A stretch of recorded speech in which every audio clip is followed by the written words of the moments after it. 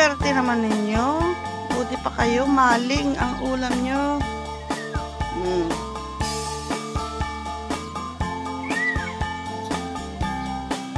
Hanggang hapon na ninyo yan ha. Hindi ko na kayo pakakainin ng tanghali. At saka hapunan. Kung may matira kaming gulay, yun na lang ang ulam ninyo. Pagkakain kayo ng tanghalian o hapunan.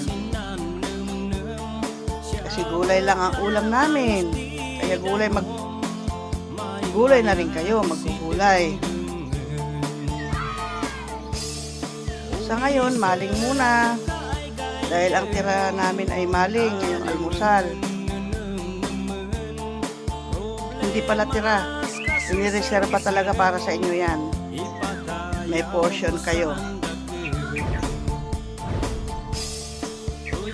Ang swerte.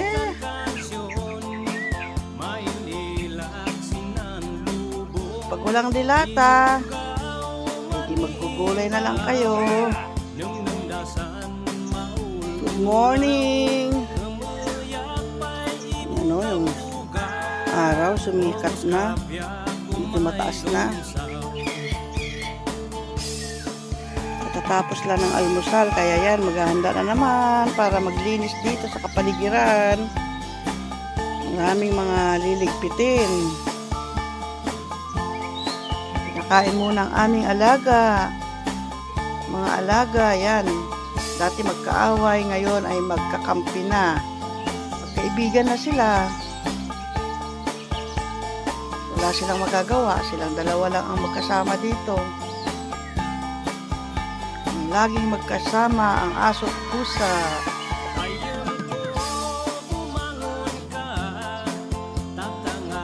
Sige, magpakabusog kayo ha.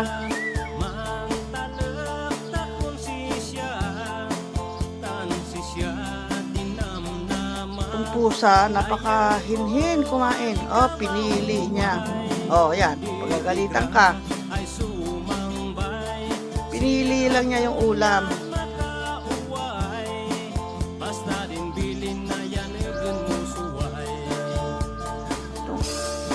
Aso naman na ito, itong si Beauty. Ubusin niya, pati kanin.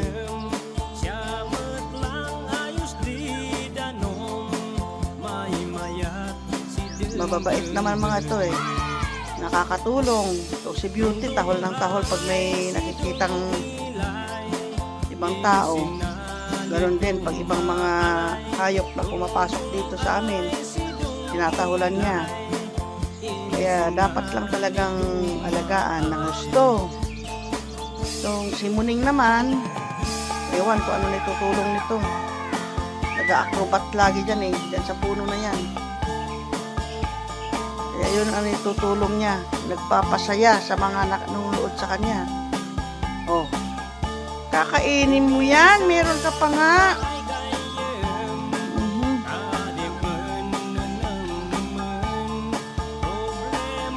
Malit lang ang nito, capacity. Kaya konti lang kinakain. Okay, bye-bye.